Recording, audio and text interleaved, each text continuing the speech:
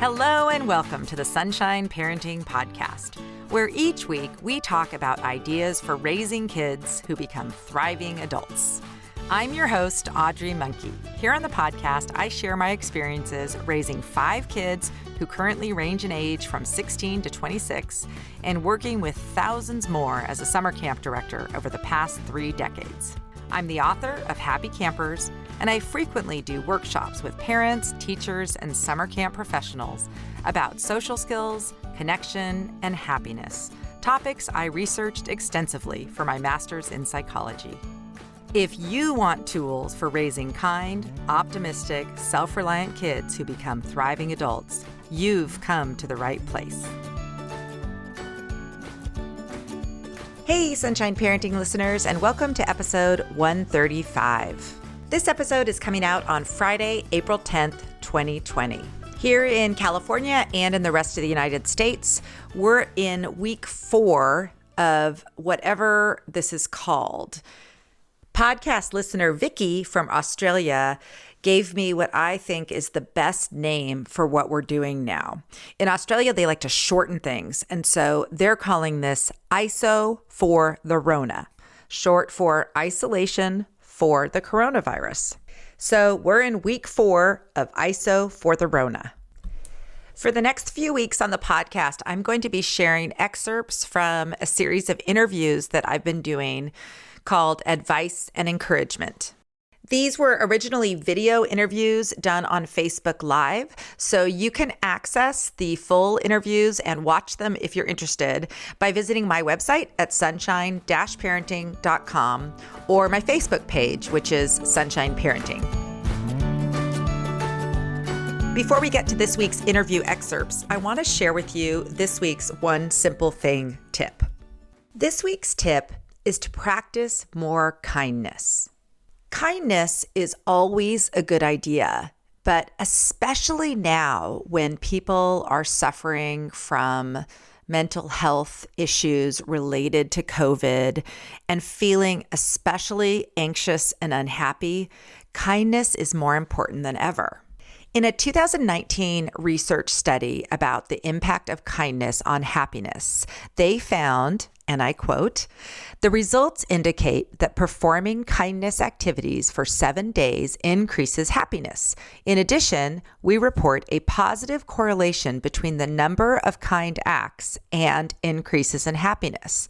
Neither effect differed across the experimental groups, suggesting that kindness to strong ties, to weak ties, and to self, as well as observing acts of kindness, have equally positive effects on happiness." In normal people language, this just means that kindness in any form, whether it's to people we love and know well or to strangers, makes us feel happier. So this is a great time to start thinking about ways that you can practice more kindness, whether as an individual or as a family. I have lots of resources available with ideas for practicing kindness, and you can access those in the show notes or by visiting my website. The one simple thing I invite you to try is doing just one act of kindness, even something very small like writing a note to a friend or baking cookies for your family. It will make them feel better, and it'll make you feel better as well. If you decide to join me in practicing more kindness this month, I'd love to hear from you. Get in touch and let me know what you're doing to practice more kindness. And now let's get to our first interview, which was with high school English teacher and my oldest daughter, Gretchen Monkey. Since this was my first interview, the interview starts with my introduction to the series. Gretchen and I talk about what high school kids need from us during this time of isolation at home.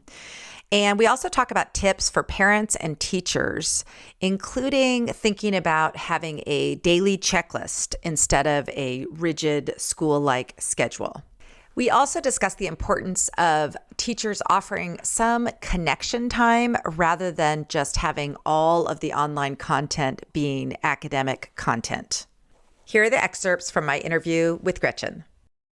This is the first of a series of interviews that I'm going to be doing over the coming weeks, just with some kind of advice and encouragement, because this is a really strange time and all of us have a lot of new things going on.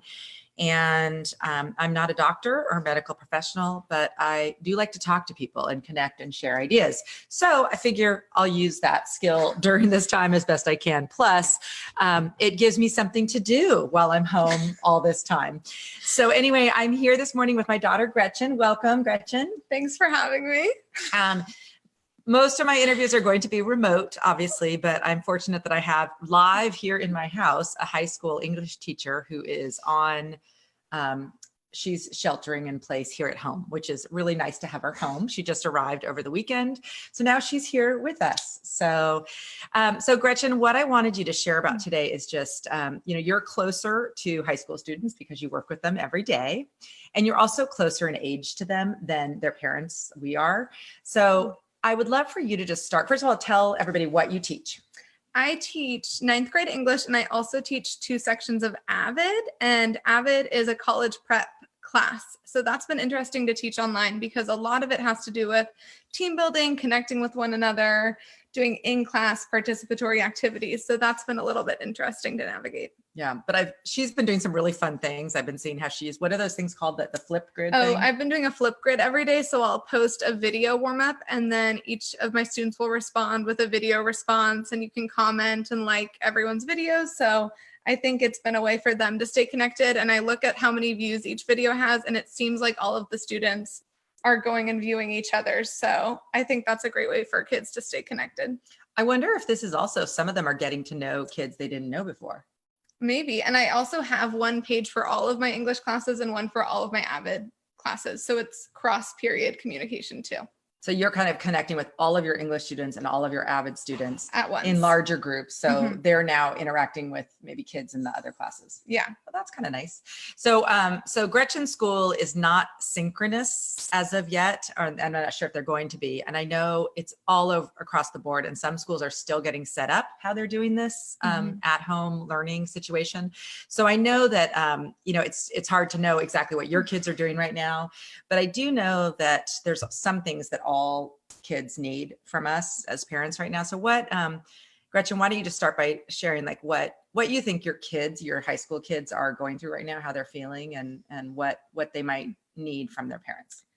So even on the day that we found out that school was shutting down, the kids who complained about school every day were also telling me that they would miss coming to school. And so even the kids who maybe don't love the academic aspect of school knew even before we went remote that they were going to suffer this loss from not being able to socialize with their friends. And as I see with my students, that a lot of them, that is what they value the most, is time with their friends and being able to socialize. So taking that away from them is a huge loss. And I'm sure a lot of them are going through a little bit of a grieving process with that right now. Yeah, it's really sad. I mean, it's even those of us who go into a workplace feel the same way. I mean, it's a similar thing. I mean, a lot of what you do at school is not the academics. It's the saying hi to the friends, seeing your teachers. It's that connecting. It's the community that you're part of. So I think they're missing that. And so that's really hard. So I think I posted something earlier this weekend about, I saw a picture of my son's lacrosse game, the only lacrosse game he had of his season. And it's really sad because, for high school kids, being on their team and doing things together, that's what like makes life fun. So I think that is a big part, is just being understanding that this is not easy for them. And I think thinking back to, for me, like as an adult, I'm actually fine kind of being home. I do a lot of work from home anyway. So my life isn't all that much different, and I can connect with people online. But for kids, this is horrible during that time of life where you want to just be with your friends all the time. And now you're stuck at home with your parents. And we don't have a system in place yet at school for having Zoom meetings yet. So I've been hosting them on my own, but not every teacher is hosting a meeting yet. And I've noticed that I'll go into the meeting with kind of a mini agenda to talk about, and maybe some book related questions. All of my students are reading The Hate You Give right now, but the meeting ends up just being a check-in. And I've heard from parents that all the kids are just looking forward to checking in with each other at these Zoom meetings. So they've become more about connection than any kind of formative work. Yeah. Well, I think, and that's actually good advice for other teachers, Gretchen. I mean, just honestly, if even if you don't have some kind of setup yet, if you can provide any way for your kids just to get together and check in with each other, sharing what's going on. I know a lot of kids are sharing like their pets and whatever. And that Flipgrid thing is really cool because they have a chance to, I guess they can decide which video to upload. Is that how it works? So they can redo the video if they want to redo it. Right. It's not a live stream. And it's been fun because I've been able to share a lot about my life with them. And I think as students, we're interacting with your students. You don't get to introduce them to your family or your pet or show them, your childhood photos. So I think it's been fun for them to see kind of different aspects of my life. Yeah, for sure. Well, and you got to share me in my robe yesterday. Thanks for that. Yeah. I got to be introduced to our students in that way. So anyway, one of the things that actually really I thought was great that you did is right when this was all starting, you came up with this daily activities checklist, and something that I've been talking about. I've had a few different opportunities to share since this thing started and we're all home. And I'm a big proponent, as if possible, not really having a rigid schedule, but instead having daily checklists. And that's like activities that we want to make sure we do every day. And I think this is actually good. It's helping me as an adult stay kind of like in a little bit of a routine because I do think the tendency can be during this time, if you don't have anything that you need to get to or do, you really could do nothing. And doing nothing, as we know, does not promote us feeling good. And especially if we're dwelling on, oh my gosh, how long is this going to go on? How long are we stuck here? So talk about your daily activities checklist, and I'll also put a link in it in the notes here. The first thing is when I posted this for my students, I did post a copy that they could modify because I think it's important that they have some autonomy in creating that checklist for themselves. So I said, you can take off categories that you don't feel are valuable, maybe add a category on there if there's something you think I missed, but make it your own because no one wants to follow a checklist that's created by someone else. So the first one was academic responsibilities. And what I told Gretchen as soon as I saw this is, I think this is equally valid for the adults and the parents to be able to follow a similar checklist. So actually you could put in here, work responsibilities or household responsibilities or whatever. And that, we all are doing that. And what I like about having these daily checklists and maybe have it be a family thing is that you are all doing it together. So maybe you have some different categories, but it's like you're doing the same thing as your kids. We all have autonomy over our own checklist and we're doing it. Okay, so talk about the categories. All right, so the first one is academic responsibilities, which applies to everyone if you have work responsibilities or academic. And on here for the kids, I put finish your daily assignments, check Google Classroom, and attend any Zoom or Google Chat sessions that your teachers post. Yeah, so basically fulfill your requirements. Your school requirements. Yeah. And those kind of look different for a lot of kids right now. Right. And I'm guessing that you feel the same way I do. This is not going to be like the most fruitful academic time for our high school kids. Right. We were told that our goal is enrichment, informative work, and not necessarily to teach any new concepts. So I've just really been encouraging my kids to read a lot on their own. A lot of their prompts on my Google Classroom pages are prompts about their independent reading books and what they've been doing on their own.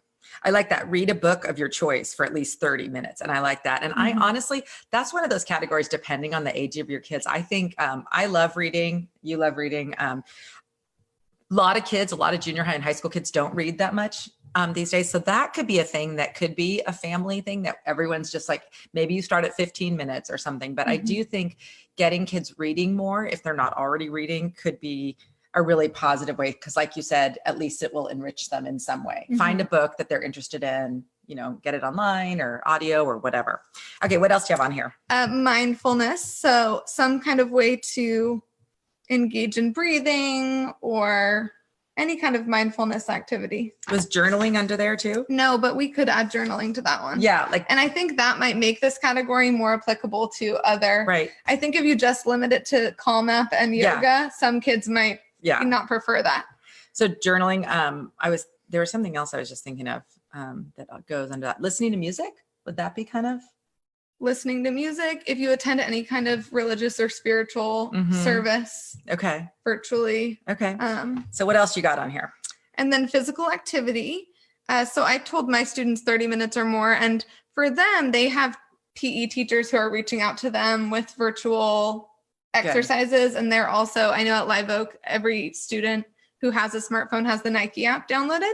So that's what they've been using to kind of monitor and track their fitness. Oh, the teachers know? The teachers have been assigning them to log time on the Nike app. Oh, okay. So then they can do any kind of activity they want as long as they're doing something active.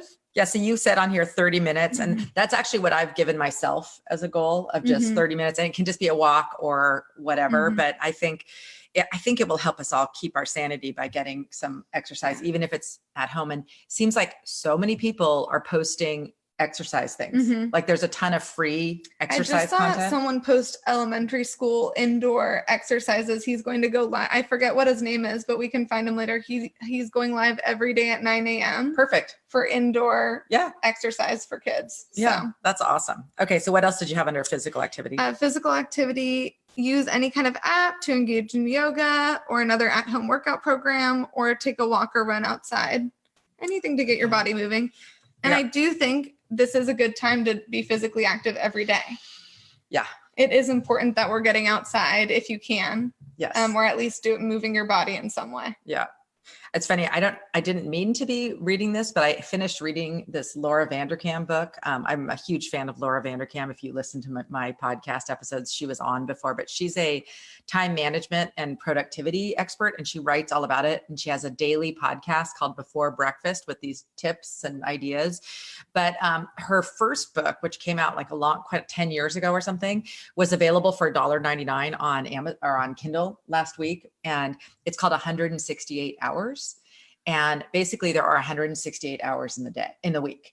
And you read it and it really makes you realize how, if there's something that you want to do, you can make the time to do it. And when you think about 30 minutes, especially since we don't have our commutes anymore, if you think about what we're not able to do right now, I do think that if we all could do a little bit more activity, that'll make us all feel better. We already talked about reading. Yes. Okay, what else do we have on here? So next we have connection. And I think especially for high schoolers, this is really important. And I told them this doesn't mean texting. It means either FaceTiming or some kind of face-to-face contact with someone, whether that means having a conversation with a family member, calling a friend. I would say video games online aren't necessarily the same because you're looking at a different screen and you're not looking at a person. So I think that's fun for them too, but any kind of face-to-face virtual communication. I think if they're playing, like talking to their friend while playing, at least that's a little better, right? Like a game where they're chatting with each other. Right. Yeah. I mean, because I know that my youngest son, who's 16, he's at home and he's been getting in these big groups of like 10 of his friends doing something online together. So I think especially for even just that kind of connection where you're just talking to people is better than nothing, right? Yeah. Better any than just kind of connection. Yeah, that's great. You also did you already cover these two? Do an activity with a family member and then call a relative that's not living with you. Yeah. So I like that. I think that's really vital. And I've been sharing if you're not used to doing some kind of family daily sharing, this is a good time to start something on a very small scale. So if you just have one time a day, for us, it's dinner because that's kind of what it's always been. So, people are doing their own thing a lot of the day. Sometimes we're in pairs doing things, but at least at dinner, we gather and we share our highs and lows. And then we've also been trying to just like do something together in the evening. I've only been here for a few days, but I've really loved having family dinners again. And I think living at home or living where I live, I usually eat dinner with my roommate or just by myself. And it's fun being back. There are some things to be thankful for during this time because it is fun to get to be with my family again for a little bit. I just appreciate that I have another female in the house. That's it's nice to have someone else here. Okay. So, and then finally, do not forget, probably most important is to get something fun on your daily activities checklist and literally make it something that you need to check off, because if not, we could all wallow in despair if we don't include some fun. So what are some of your fun activity suggestions, Gretchen? Well, on here I said watch a movie or a TV show you've been wanting to start. And we watched a fun family movie last night. Is it Onward? Yes. Yes, Onward. It was really good. Bake something, play a video game with a friend online, start a blog or YouTube channel, and then just try to do something a little bit different every day. Yeah, that's so good. I love that. I've been encouraging people too, if there's like make a list, if there's things that you've been wanting to do, like random things like craft supplies that you have around the house that you could now actually utilize. Or I've been saying this for over a week and maybe I'll get to it, but like baking bread, like I've always wanted to bake bread, so I think maybe doing a brainstorm with your kids, what would be something that you would enjoy? I mean, ask them. And if they invite you to do it with them, great. And now that we're settling into it, I realize how critical it is to stick with my daily activities. And I think for our kids, this is important to help encourage them to make sure they're doing all those things too. Yeah. You mentioned something before we started recording, I think about sleep too. Let's talk briefly about that and then we'll close off. So we had a staff meeting for my school this morning. And one of the things that was brought up is if this becomes a more permanent situation, when will we meet for classes? When will we have our Zoom sessions with kids? And immediately everyone was like, we can't start until 10 or 11 because no one's going to be awake. And I think this is a great opportunity for kids to catch up on sleep. A lot of the times students are asleep in class and tired in class. So maybe their bodies do need rest. And I think it's important to take advantage of that while we can and give them that extra time. Yeah. And I'm sure some kids might have to be online starting at 8. I know I talked to one family this weekend and their kids have to be on their computer from 8 to 3, which I just think is not good. But I mean, I guess I can't change what the schools are doing, but I agree that giving our kids just a chance to rest and get extra sleep is really good. It'll make them more pleasant to be around and everything else. So, well, thank you so much for being on, and we'll see you back next time. I hope you found my conversation with Gretchen helpful. There are links in the show notes to the daily activities checklist that we talked about and other things that we referenced in that interview. This next interview is with camp director Allison Meshberger. She and her husband Andy have 2 young girls, Greta and Ellie. They are currently ages 4 and 7. And I've been saying throughout this whole isolation time that parents with younger kids who are also trying to work have a much harder job than those of us who have older kids who can be more self-sufficient with their schoolwork. Being a camp director, Allison is very creative and has come up with some really clever activities and ways to keep her girls engaged and doing some activities that they can do on their own, allowing her some time to get some work done. And you've done some really fun and cool activities with your girls, things that you've set up. Can you share like something that, or a few of them that have been especially fun and that the girls have enjoyed or have kept them busy for a while? Sure. Yeah. So I think with all of this, I don't aim to be creating a Pinterest-worthy homeschool experience for my kids. If I'm completely honest, I'm trying to come up with activities that will keep them engaged and interested and wanting to do things and interacting with each other, teaching each other things, and then just kind of giving me some space so I can get my work done too. So I've been trying to get them to be able to do some activities independently. So I think the thing that I loved the most, and I think you did share it in your post, was the Post-it note activity. I created a Post-it note book for each daughter. So my 4-year-old just got, everything that is around the house: mom's chair, dad's chair, Greta's room. And so she had to go physically label all the things in the house. I don't know how many sheets are in a Post-it notepad, maybe 150. It took a long time, but she was eager to do it. She really, I think all kids, when they feel like they're doing something productive, I think they get engaged and interested. She did it all in one sitting, which was amazing. I liked that kind of focus from her. And then actually cleaning up was a separate part of that activity. So having to go around the house and pick up all the Post-it notes and put them back into the pad. That was, it just extended the life of the activity. And for my 7-year-old, she got some more abstract concepts. So I gave her mostly adjectives, things like funny, big, useless. And so it was kind of just really fun for us to go around the house and kind of tour what she views as funny or useless or big or small, expensive, valuable. So it's kind of a fun family activity to kind of learn that. And I had her put them all back together into a pad. We'll probably do it again, or maybe I'll pass it along to some friends. Who knows? That's awesome. I mean, that's so fun. So how long do you think that, I like your whole idea. My mom always called it independent playtime. So I use that word with I know you have a different name for it because I've been at your house when the girls talk about it. What do you call it at your house? We call it sister time.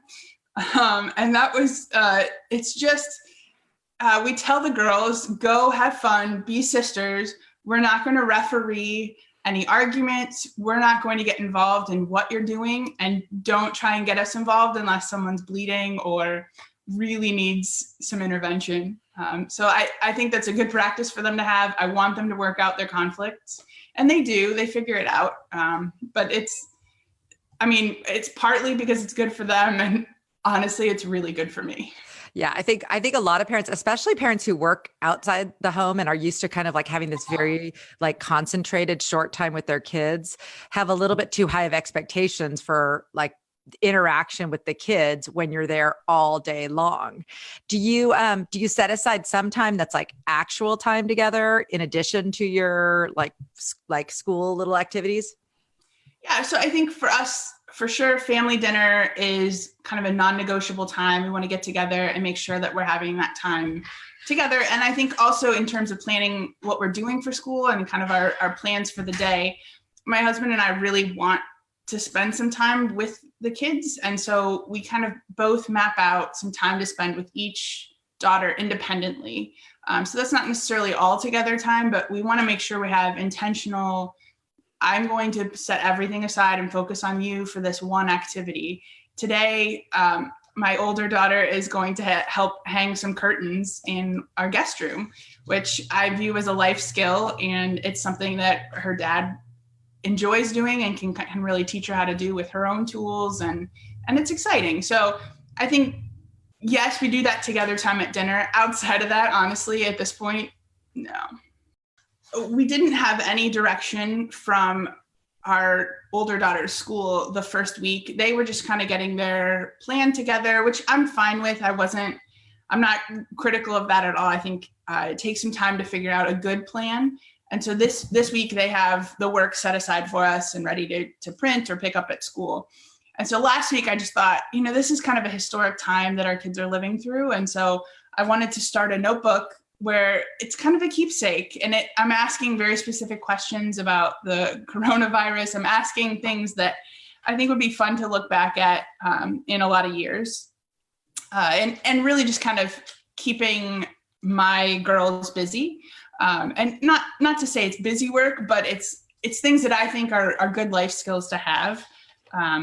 My older daughter has learned a lot about money and the value of coins.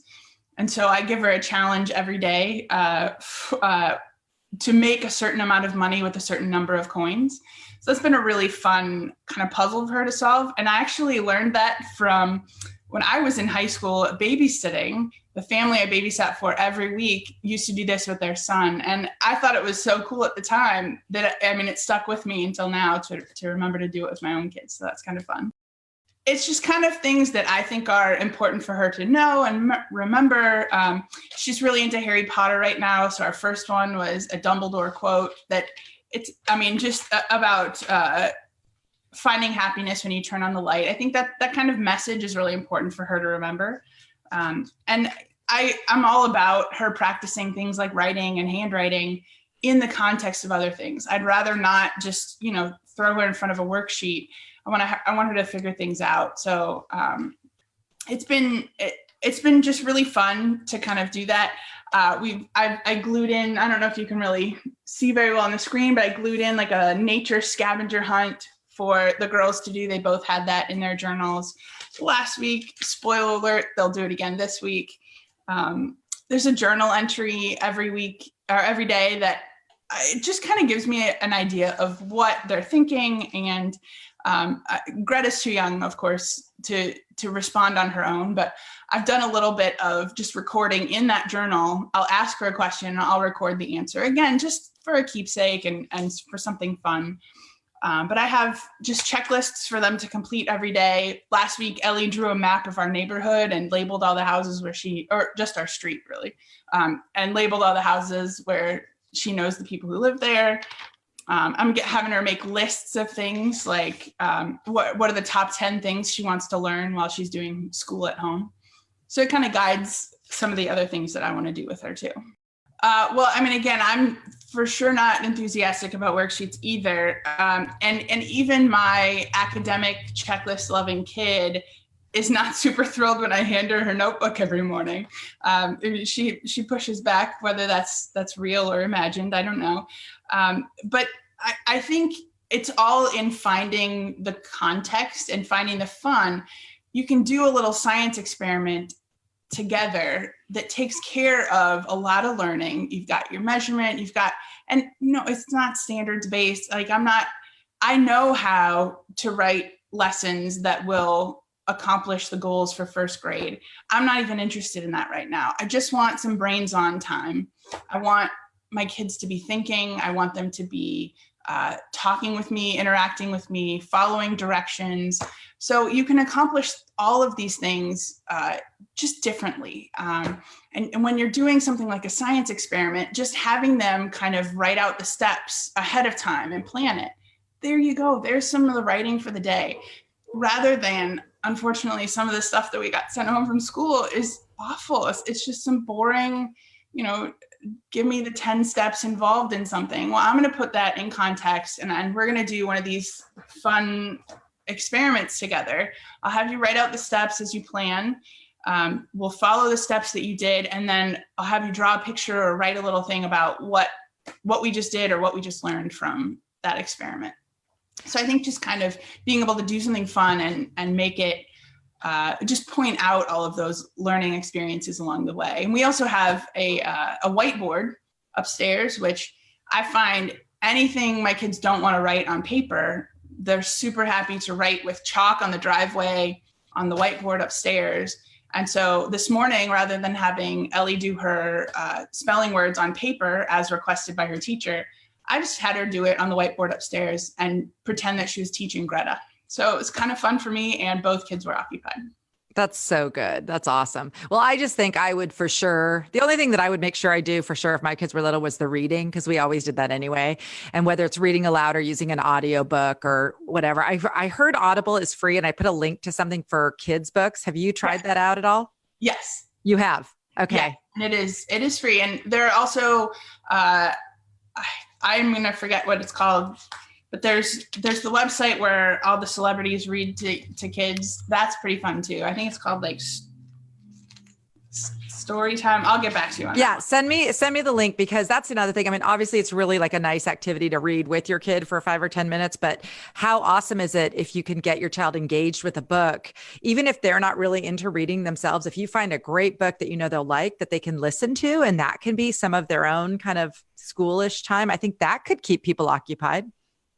Definitely. And I think using older kids to help with younger kids, I mean, not that that's a constant thing, but one of Ellie's assignments for school was to read a book today. And of course I added, you have to read it to your sister, because it just helps. And I think that it makes Ellie slow down while she's reading. It makes her read with more expression, which all these things are good for her. I just have to think ahead to kind of program the day.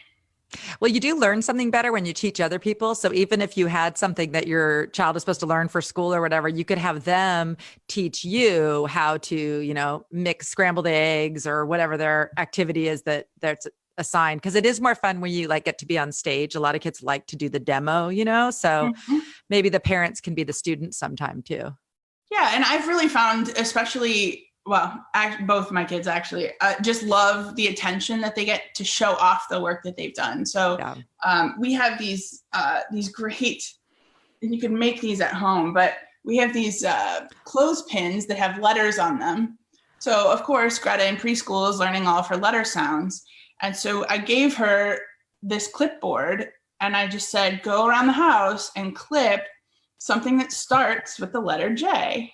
And so she clipped the things around the house, and then she had to take us on a tour in order, A through Z. What did you find in the house? And so, I mean, that might have been 2.5 hours of fun, but it was, and I had her do it, and then we took a break, and then she shared it with us, but she was so excited. And it was fun because, of course, she didn't get them all correct. Like, there's some letters that are pretty hard to find in our house.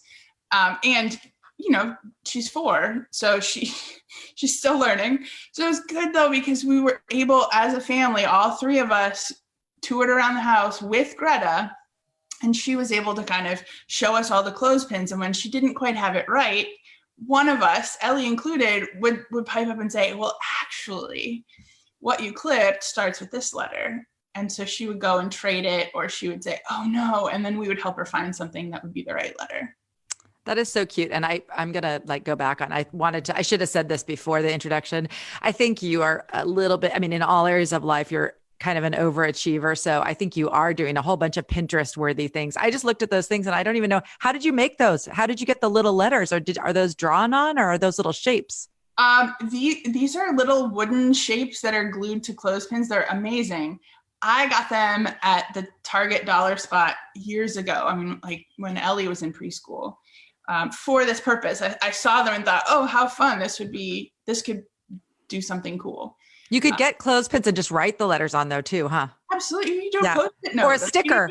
Absolutely. You do all kinds of things. But I think for me, rather than sitting down with Greta and talking to her about letter sounds, sending her off in the house to have an adventure, it's just so much more entertaining for all of us. And it accomplishes the same goal. So I'd rather not sit and try and homeschool a 4-year-old. Like it's a nightmare.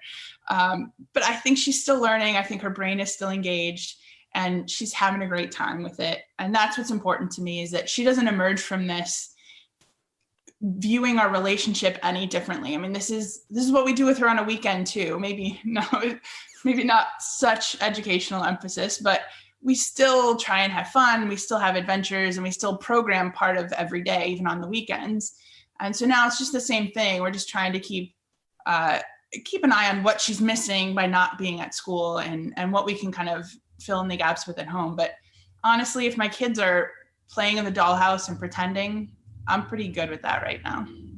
Yeah, that's amazing. Well, I feel for you and all the parents with young kids, because I think it's a lot easier with older kids, even if they maybe aren't enjoying being home. At least they're pretty self-sufficient, especially with their schoolwork, and we don't have to be worrying about curriculum. So, wow, awesome job keeping your kids busy. We'll have to keep checking back and seeing how long you sustain all these great what new ideas you come up with. Well, you're getting both sides of it, though. So like you said, I'm sending you the high pictures and the low pictures. Both girls were in tears before breakfast this morning. So let me just be honest, it's not a win all the time. Allison shared so many creative, fun ideas in our chat, and there are links and photos in the show notes for this episode if you want to check out any of those activities to try with your kids.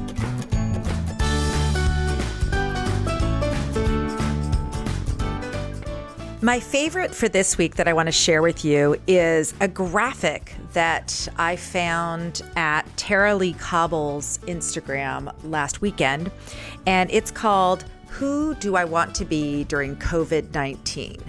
I'll include the image in the show notes, but basically what the image shows us is the actions that we're taking in different zones to either stay in fear during this crisis, to be in the learning zone, or to be in the growth zone. I especially appreciated that the first action recommended in the growth zone is to think of others and see how to help them. which really goes back to the kindness tip that I shared at the beginning of this episode. This particular crisis of a pandemic is unprecedented for us, but we have experienced other hard things. And this time gives us an opportunity to practice resilience and to show our kids what resilience looks like. I encourage you to check out the graphic and think about ways that you can try to keep yourself more in the learning and growth zones during this time and out of the fear zone. My listener question for this week was, how are you staying positive during COVID-19? There are many basic things that I'm practicing, including getting enough sleep, getting some exercise, and being sure that I spend time connecting with people both inside my home and virtually. One of the things that's helping me is being really discerning about what content I'm consuming.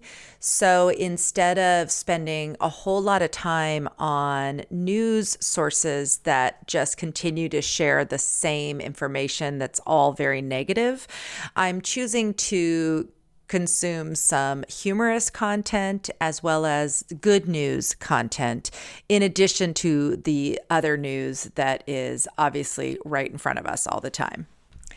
I've also been watching the most horrible TV show I've ever experienced, The Tiger King. And the great thing about that is when you look at these people's lives, you realize that no matter what a train wreck it is in your own house, it's way better than whatever they have going on over there.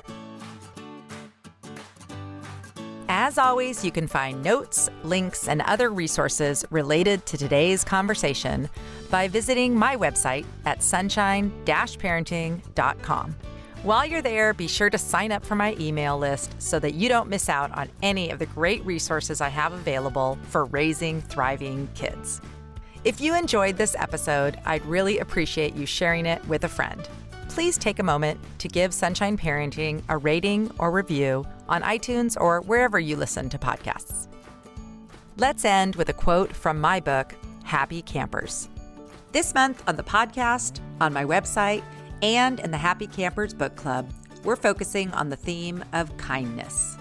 The excerpt from Happy Campers that I want to share with you this month is from secret number 8, Make It Cool to Be Kind. Viewing both our own and our children's kindness through a growth mindset lens is extremely important. Rather than labeling ourselves or others as kind or unkind people, we can recognize kind behavior and promote the concept that each of us can get better at being kind through intentional practice. The surface level changes that occur when kindness is practiced regularly is a quieter, less volatile family environment. On a deeper level, everyone feels less stressed and happier when we are both the givers and receivers of more kindness. At home, parents can do both small and big things to encourage more kindness.